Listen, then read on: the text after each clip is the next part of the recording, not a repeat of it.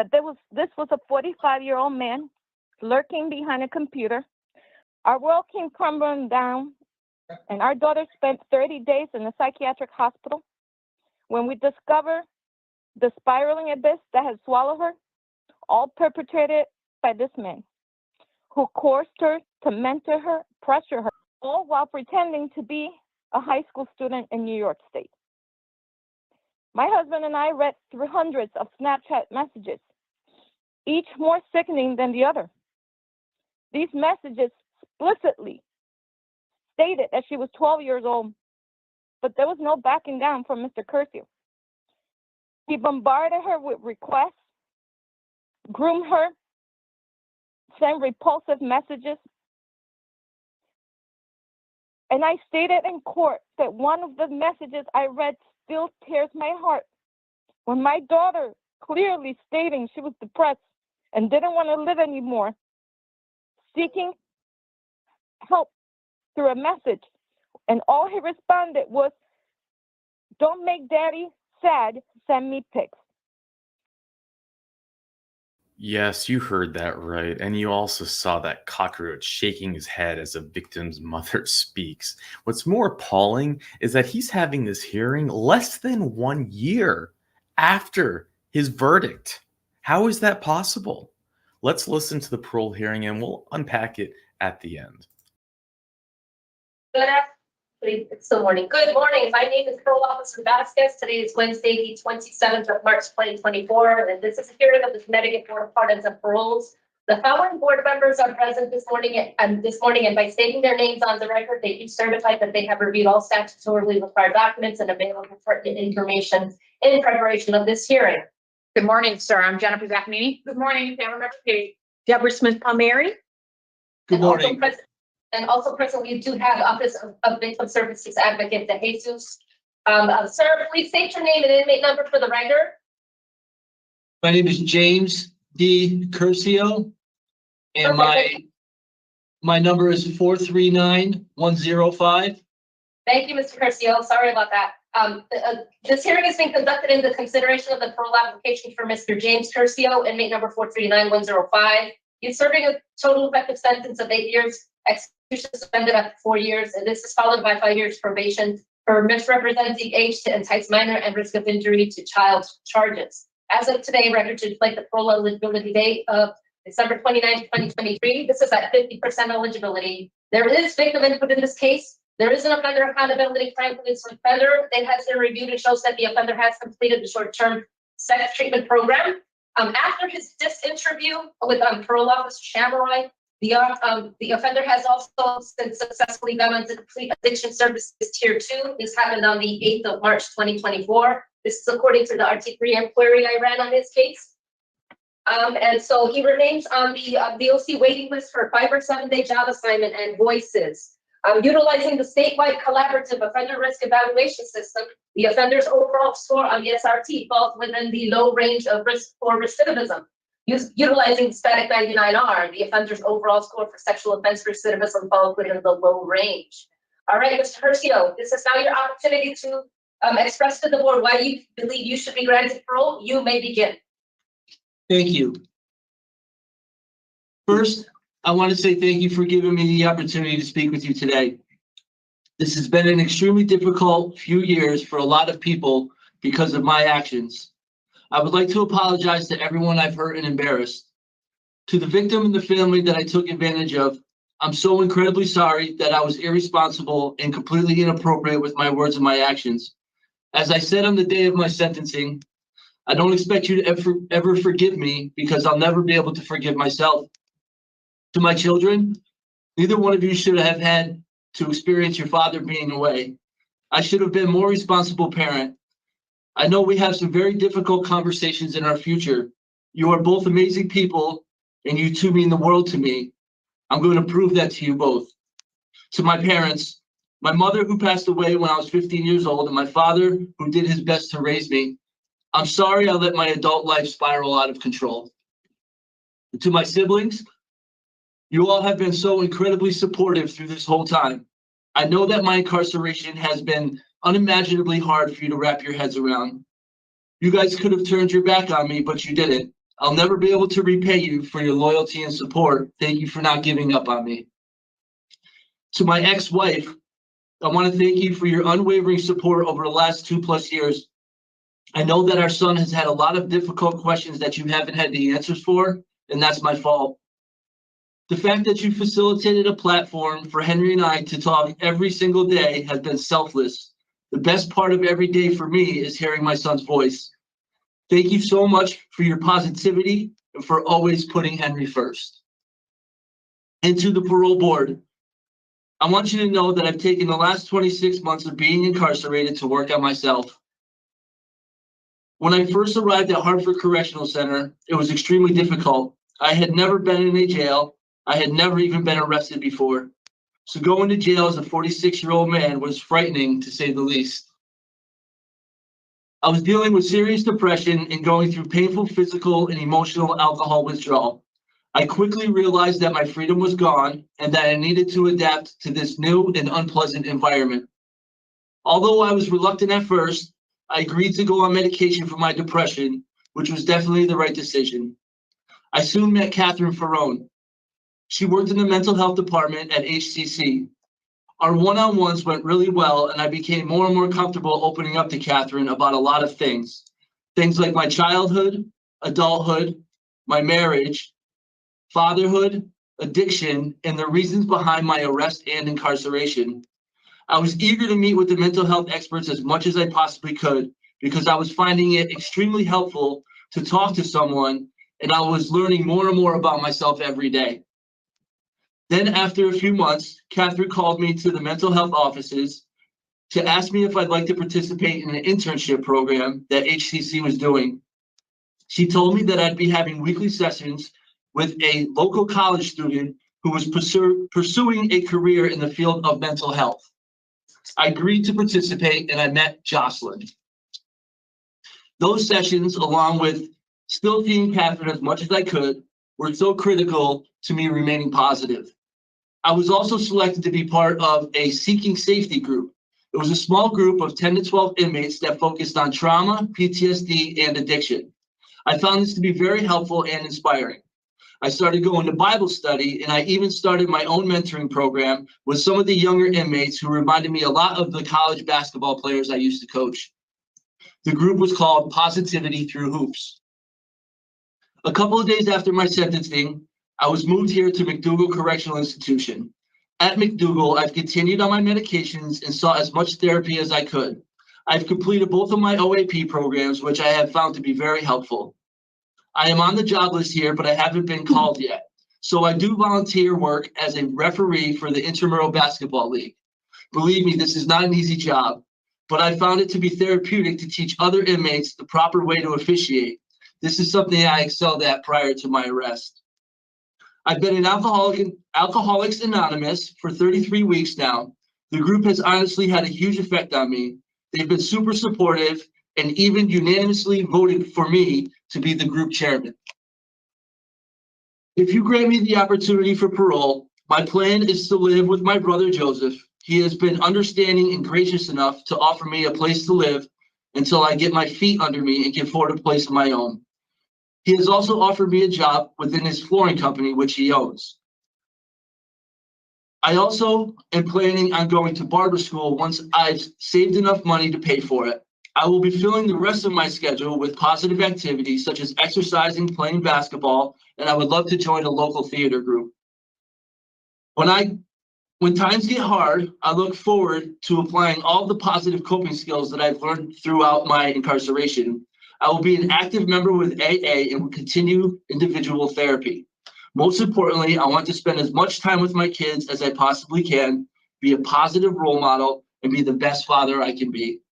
Thank you for your time and consideration today.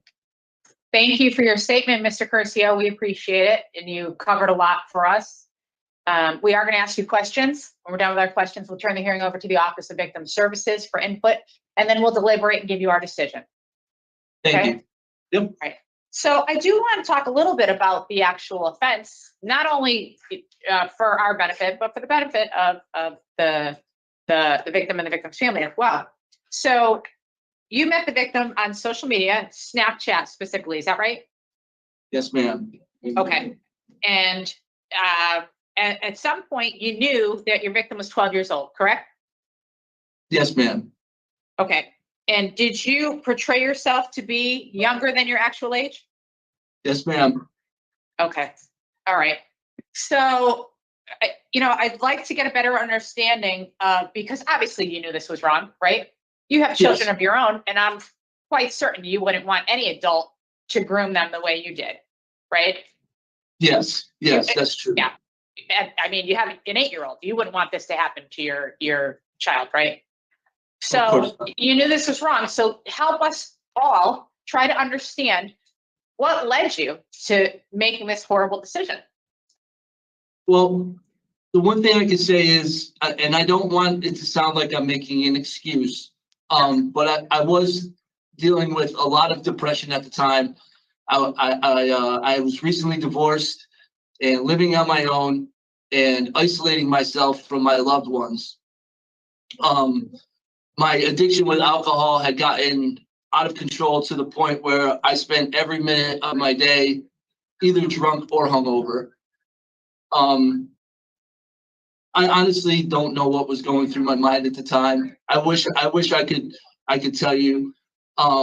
What I do know is I'm extremely remorseful, and I just hope that someday I'll be able to give myself some grace for this, and I hope that the people that I've affected will all heal. Yeah. I mean,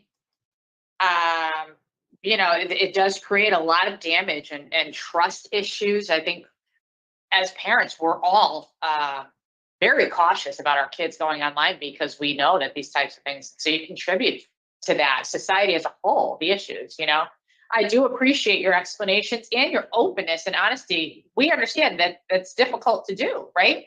And you've had some tough conversation with family members so that everybody's aware and they can support you. So that's definitely a step in the right direction. Okay, so you took the program, and in reading about your interview, one of the things you said that you would do to avoid risky situations in the future is to stay away from dating apps. But you weren't on a dating app, and I mean, you can find adults on a dating app. Why would that be a trigger for you? Yeah, well, what I actually said was I wanted to stay away from all social media apps, including dating apps. Got it. Okay. Okay. That makes more sense. Definitely. Yes. Okay. Yeah. If social media is a trigger for you and you know this, then that's a great plan to stay away from social media. Okay. Yes, You mentioned being heavily involved and invested in the AA community, and you did complete the Tier 2 program. Can you tell us some tools you learned as far as your addiction goes and relapse prevention? Yeah, as far as my alcohol problem, being in AA and being in individual therapy has helped me a lot, and has helped me realize that I'm not the only one who struggles with this, and that moving forward, I need to seek help from not only the people that know me and care about me, but through professionals and through other people who have been in my situation. And as far as the short track program, a lot of what I learned in there was about triggers, like you had mentioned, and moving forward, just occupying myself with positive things to do. Right. So isolation was one of my biggest was one of my biggest problems. So it's about surrounding myself with good people, and the people who care about me and the people that I love, especially my children, to avoid, something terrible ever happening again. And do you plan to continue with the AA community on the outside? Yeah. Absolutely. Absolutely. Okay. What about a sponsor? Have you thought about getting a sponsor? Yep, I plan on getting a sponsor, and I want to get somebody, locally once I get home and get settled in. They don't really offer sponsorship here. Okay. So that's something that that I'm definitely interested in, and eventually down the road being able to help other people as a sponsor or in any other way that I can. Okay. And your plan is to reside in New York with family? Yes, ma'am. Is that still your plan? I don't believe we were able to reach your proposed sponsor. Okay. Yeah, to confirm that. So have you spoken to him recently? Oh yeah, my brother. We speak almost every night, and he's been great. He's All offered right. me a place to live and a Yeah. job within his company. Yeah. Okay, so we would need to speak to him. So just let him know that someone's trying to reach out to him and he should return any messages. I don't know if there was a message left, if he has a voicemail or not, but Okay. to make that happen, we'd have to speak to him. Okay. And we did receive multiple support letters from your family members and the job letter with the flooring company that your brother offered. So you definitely do have the support that you need to be successful. All right, thank you for answering my question, sir. I'm going to turn it over to my colleague, Ms. Palmieri. Thank you, Madam Chair. So, Mr. Curcio, you answered so many questions with your opening statement and to the chair. I just want to follow up. We have a copy of your evaluation from the sex offender treatment program that you did at the facility. Yes, ma'am. We have a summary of it. And in there, you mentioned that you will engage in flexible thinking. Can you just give me an example of what flexible thinking is and how you'll use it? Right. And the one thing that I've been working on that I feel like I've really improved myself is taking away negative thinking. So having a better self-image and having a more positive outlook about me. If that makes sense. I hope that does. And you didn't take the Voices program, which is a program that really talks about how the offenses affect the victims. But I'm sure you talked about that in the sex offender treatment program. What is your understanding of these types of crimes on the young victims? I know that my words and my actions have not only just affected the young victim, but their entire family. I pray for their family every night. I know that I'm sure it's been very hard for all of them.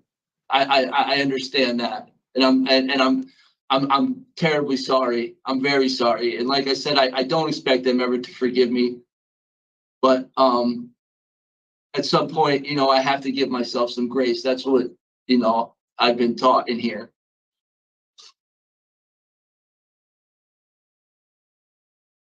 Is there anything that you, upon release, expect to be difficult or challenging for you? I mean, you're going to be on the sex offender registry for 10 years. That alone can pose some challenges for you. Is there anything else that you foresee that could be challenging or difficult? No, I other than the fact that I now have this reputation, or I guess label, as some would call it. I know that that's going to be difficult, and I know there's going to be some people that don't understand what that is, and have their own opinion of what that is. I also know that being on the registry is going to be difficult for me just to accept myself. But just like the attitude that I had coming in here today, I'm willing to accept, whatever the future holds for me. I feel like I'm much more equipped than I was before I came in, before I was incarcerated. I've learned so much through individual counseling, and as far as going forward, it's about taking it one day at a time. That's the biggest thing for me, being honest with myself and taking every day one day at a time. When it comes to how I approach my life from here on out. Do you think alcohol or being around alcohol will be a trigger for you? How do you think you're going to manage that? I do think so. I know that, obviously alcohol has been a problem for me in my past. I have been sober for 2 years now, over 2 years, and I'm happy with myself. I have zero intentions of ever going back to drinking, but I do understand and respect that it is a disease and that, things could get difficult. But what I'm going to do is I'm going to rely on all of the things that I've learned, and especially through meditation and prayer, that I'll be able to pull myself through it and be able to make the right decisions. All right, Mr. Curcio, thank you very much. I don't have any additional questions. Thank you, Madam Chair. Ms. Page? No questions. You have fair? Okay, so at this time, we're going to turn the hearing over to the Office of Victim Services. Ms. DeJesus, thank you for joining us.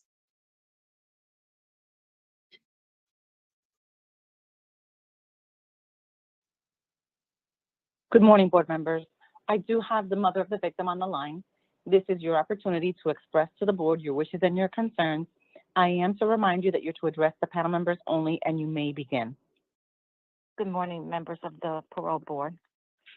Thank you for allowing me the time to speak on behalf of my family. I am the mother of the victim. On April 5th, 2023, I stood in court to give our family statement. After what were almost 3 years of uncertainty, we left court with a guarded sense of peace. We were able to achieve our primary goals, to seek justice for our daughter and to keep her name and our family's name sealed, and a warranty by the court that her name will never appear in the restraining order that the inmate will receive. I didn't imagine that less than a year later, I am again asking the state of Connecticut to protect my daughter and uphold the full sentence. The nature of this crime, committed solely online, warrants this strong advocacy. On my family statement, I detail the horrific nature of the psychological abuse upon my daughter caused by Mr. Curcio. And I read that this was a 45-year-old man lurking behind a computer, emotionally and psychologically battering our child. On June 26th of 2020, our child attempted to kill herself. Our once happy 12-year-old daughter wanted to die. Our world came crumbling down, and our daughter spent 30 days in a psychiatric hospital when we discovered the spiraling abyss that had swallowed her, all perpetrated by this man who coerced her to mentor her, pressure her to create child pornography, all while pretending to be a high school student in New York State. My husband and I read through hundreds of Snapchat messages, each more sickening than the other. These messages explicitly stated that she was 12 years old, but there was no backing down from Mr. Curcio. He bombarded her with requests, groomed her, sent repulsive messages. And I stated in court that one of the messages I read still tears my heart. When my daughter clearly stating she was depressed and didn't want to live anymore, seeking help through a message. And all he responded was, "Don't make daddy sad, send me pics." And that showed me how little regards this man had for my young child. Our daughter, her innocence, had no value for him. And for that, for the parole, his actions are unforgivable. I asked the court to protect my daughter. I asked Honorable Judge Keegan to protect her because the restraining order that was originally sent to me showed her name. This was an internet crime. Nowhere in those messages our daughter provided her name. This was not the neighbor. This was not the pastor. This was not somebody who had no idea who she was.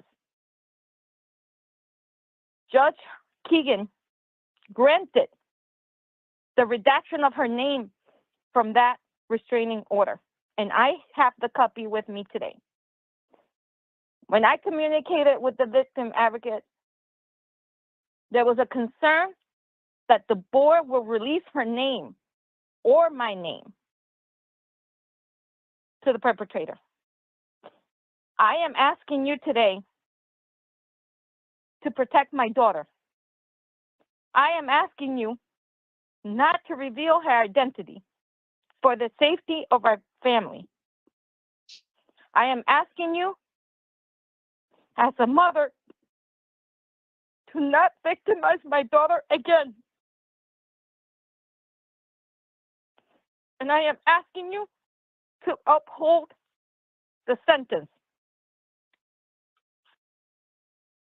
I will be reading today for the first time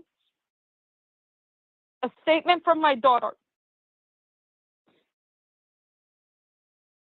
And I have to tell you, as a parent, it was heartbreaking to tell her that her name could be potentially released.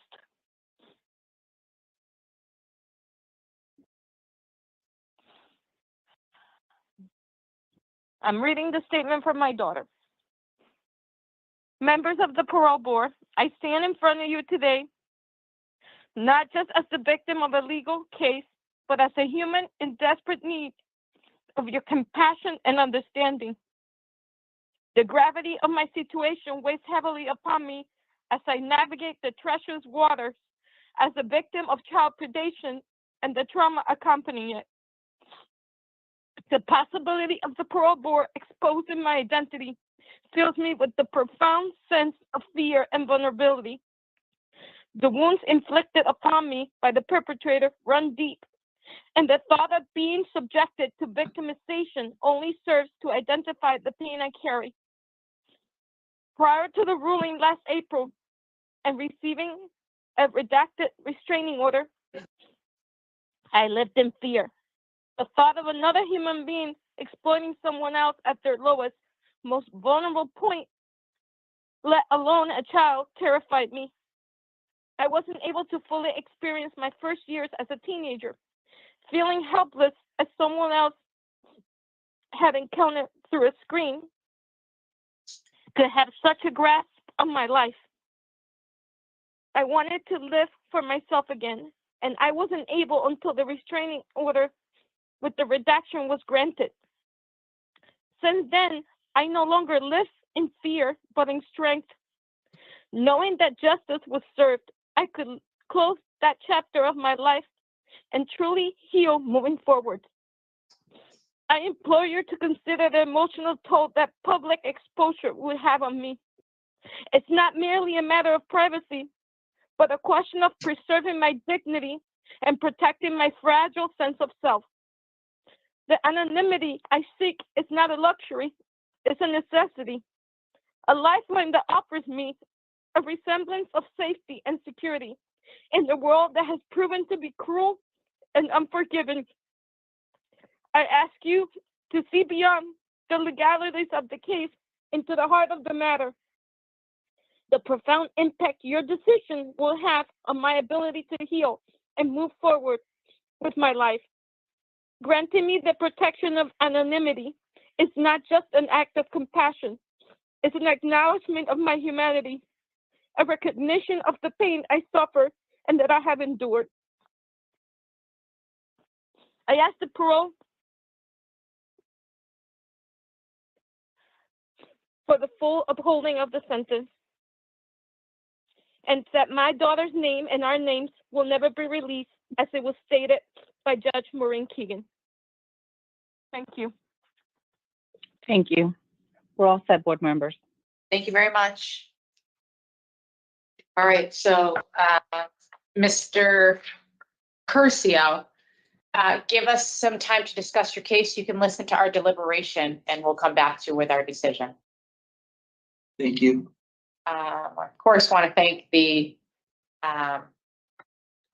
the victim and the victim's mother for giving us statements here today. We appreciate the input.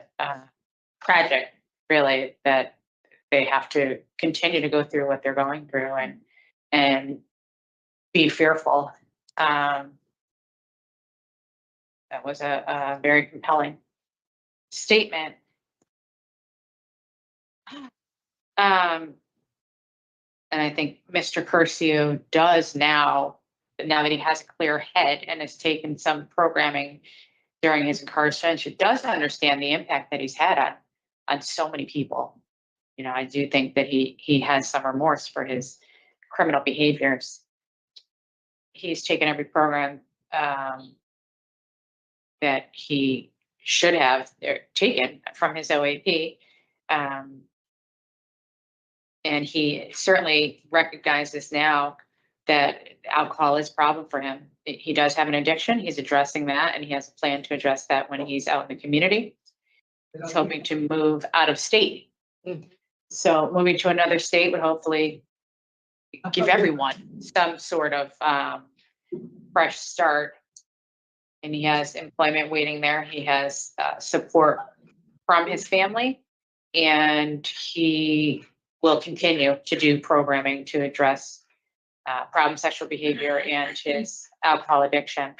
His 5 years of probation to follow his sentence. I do believe that he could benefit from some stricter parole supervision in the community and continue the path that he started as far as rehabilitation programming. And of course, the supervision. We want the supervision in cases like this to be able to monitor what people are doing in the community. For those reasons, my vote would be to grant parole. Understanding and appreciating the victim's point of view here today. Ms. Palmieri? I would also be willing to vote in favor of Mr. Curcio's request for parole today for all the reasons that you stated. And, you know, he also will be required to be on the sex offender registry for 10 years, which is also another level of a supervision safety net for the community. So, and I do agree that Mr. Curcio has taken a number of programs to address the underlying factors, including his own mental health, alcohol use, and the sex offender treatment program, which will continue in the community with also conditions for monitoring. Right. So I would be in favor of granting his parole today. Thank you, Ms. Page. So I appreciate the victim's input as well, and it was so emotional just reading the statement. I realize that he has done what he has done while we've been there, but I am going to vote on the minority and vote to deny Mr. Curcio. Just think that the police found the mother, you know, internet doesn't have a speed, you know, unfortunately. This is pretty serious for. Okay, so victim impact. Yes. Yes, okay. Thank you. In the matter of James Curcio, I'll make a motion to grant parole effective March 27th, 2024, with the following conditions. You're to have no contact with minors without your parole officer's permission. You'll have enhanced internet and device monitoring, a mental health evaluation and treatment if it's deemed necessary. You are not to consume alcoholic beverages. You'll participate in problem sexual behavior treatment in the community. You'll parole to the interstate unit for possible placement out of state, and a halfway house condition if it's needed. Is there anything else? I have nothing else. Is there a second to the motion? I will second it. All in favor? Aye. Opposed? Aye. Okay, so this is a majority decision. Ms. Page dissenting. Do you have questions, sir? I don't. I just want to say thank you. And I want you to know that I have never, and I do not ever want to know the identity of the family at all. Okay. Thank you. Keep working on yourself, sir. I appreciate that. Thank you very much. This concludes this hearing for Mr. James Curcio, 439-105. You're all set, Mr. Curcio. You'll receive all of that in writing.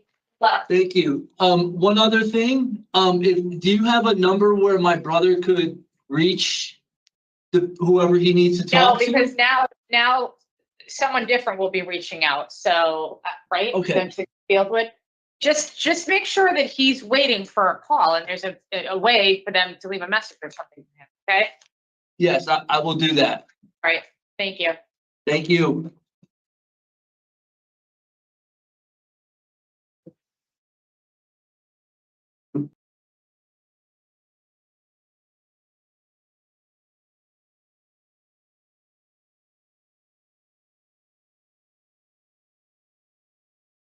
You're gonna have to make it make sense. When I watch these hearings, and I think the majority of us, we look at it in awe of how is it possible?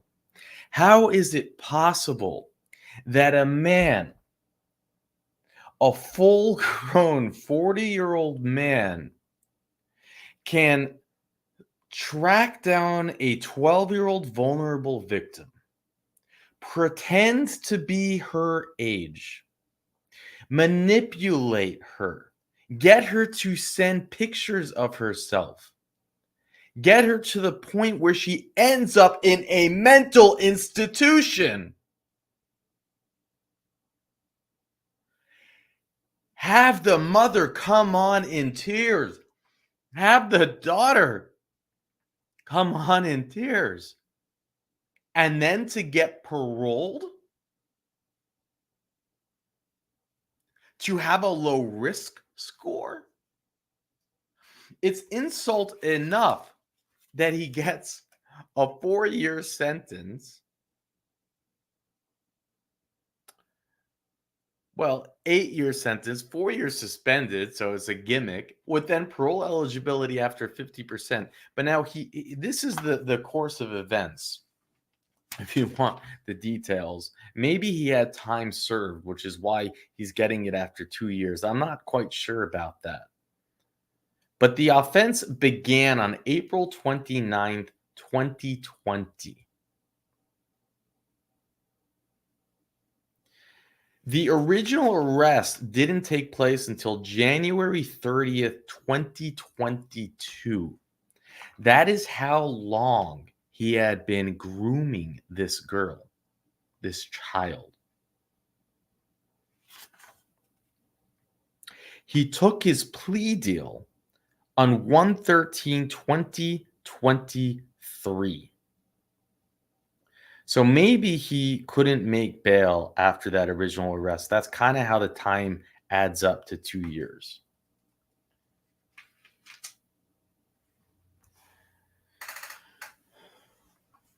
It starts with the district attorneys that are weak. Now, we heard the victims say they agreed to the plea deal. They didn't want to put their child through the trauma of a trial, which totally get. But when you take a step back and you understand how the system works, it's clear that the DA, that the prosecutor is gaslighting the victims. They charged him with the minimal charges. You're telling me that they couldn't have added charges to it? You're telling me with all those years of Snapchat, you couldn't have added transmission of or creation of child CP? You're telling me that you couldn't have built on charge after charge after charge after charge to create more leverage to say, sure, you want to play games? We can play ball too.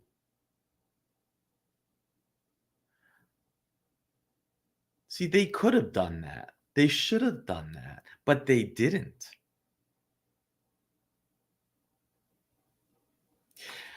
And this means that the victims, less than 1 year after seeing him sentenced, they have to show up at this parole hearing. And then they have to hear from that he's going to get out. Where's their justice in that? You know, these parole board members, they surprise me because sometimes they seem on point, and then sometimes, or even often, they just seem delusional, insensitive. And you know, we can go over the different parole board members that are here. The three women, they have in their background deep understanding and knowledge of victim advocacy, some of them, and I don't get that.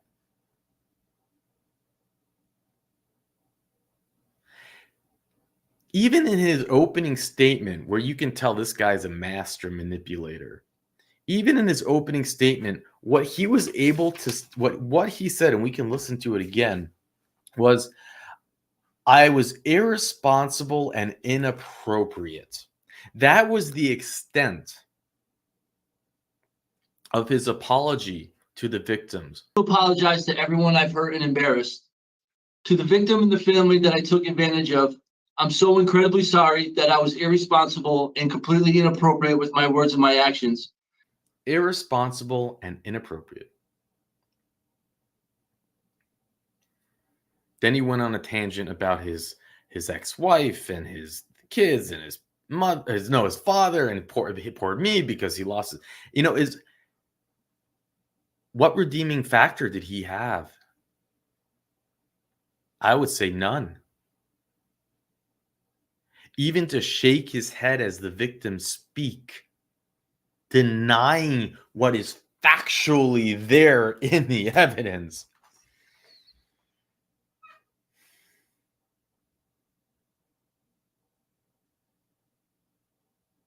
Low risk score.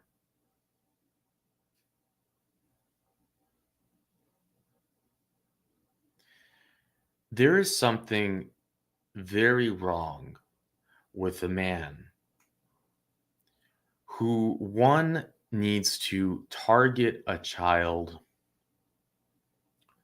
for sexual gratification, and two, need to control her, manipulate her, to the point that he sends her to an insane asylum for 30 days. If that's the right word, insane asylum, I don't know. It's a psych ward. This is someone who meets all of every red flag. I don't need to be a PhD at Harvard to write an algorithm for a low and mid risk score. I only need to see what he did to know that he is a high risk, that he needs to be locked up for the safety of our children and as a punishment. But instead, our system is run by a bunch of experts. Where's the justice in this? It's insane. He blames it on alcohol. He blames it on depression. He blames it on being divorced. No. There's no blame.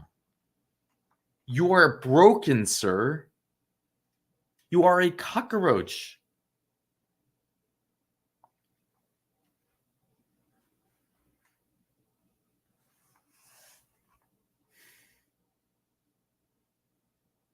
One year in the DOC, and now he's cured because he took a program.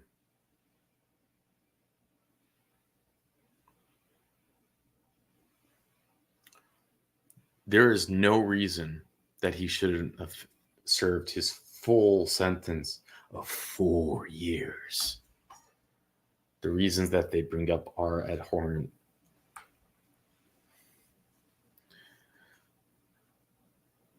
You know, at first it's like, okay, he's talking to a minor, 4-year sentence by Connecticut, it's not bad. What more can you expect? But then you find out it's going on for how many years? And you go through the messages and all the charges they could have added onto him. This wasn't like a 2-day spree, like a Chris Hansen thing where they can get 4 years or more sometimes. This is a serious deal. And then the part about the poor mother and the victim of being so stressed out about her name getting out there. I don't know where, I understand why she'd be so nervous. The initial document had her name, and they had to go to the judge to redact it. So they have no trust in the system, and they're terrified that her name would get out there and what that might do. And obviously that's a huge concern or fear of the daughter. So I get all that insecurity, but I don't know where they got, there's something that this parole board does very well. Louisiana doesn't do it well. They don't seem to be aware of using the initial thing, but Connecticut's very, that's, if there's one thing they're good at, and it's all comes down to like state culture. I think it's the idea. They're like, Ivy League school, Connecticut, blah, blah, blah. They take this stuff very seriously. They're always using initials. They're never saying victim names.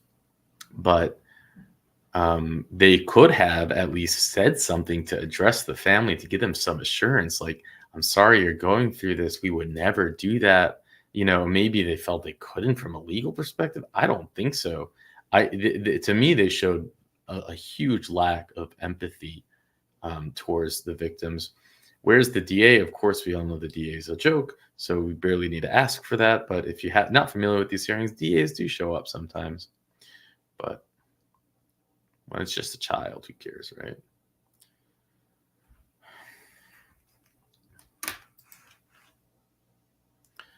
Meet the parole board.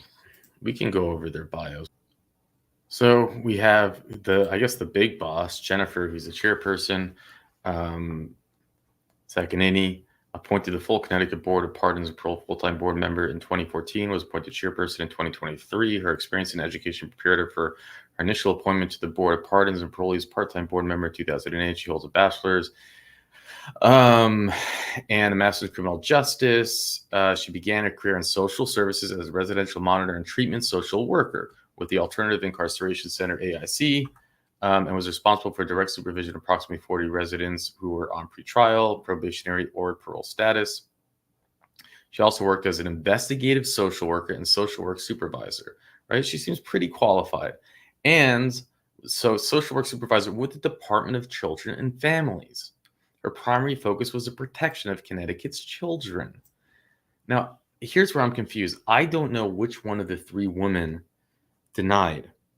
So if someone is good at identifying the voices, please put it in the comment section. But this is what I was saying, right? This was her role, protection of Connecticut's children. She was provided with she was responsible for providing families with necessary services and programs to maintain their family unit, to provide the tools for the successful reunification of families when possible. I mean, this is like, ultimately was made the determination whether a child was at risk or at harm, whether services were necessary for the family. I mean, this is someone who's seen it all, right? Then we have Miss Page.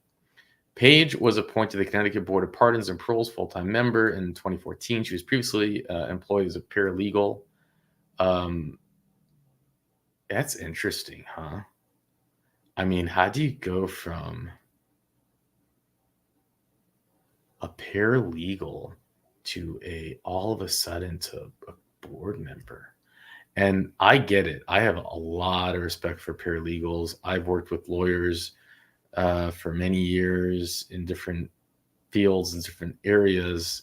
And I'm not a lawyer. I don't claim to be one at all. But it was the paralegals that I saw were basically doing the lawyer's job. I mean, they can know the law and act as, but it's still, it's interesting to skip, to go from paralegal to board member. That's okay.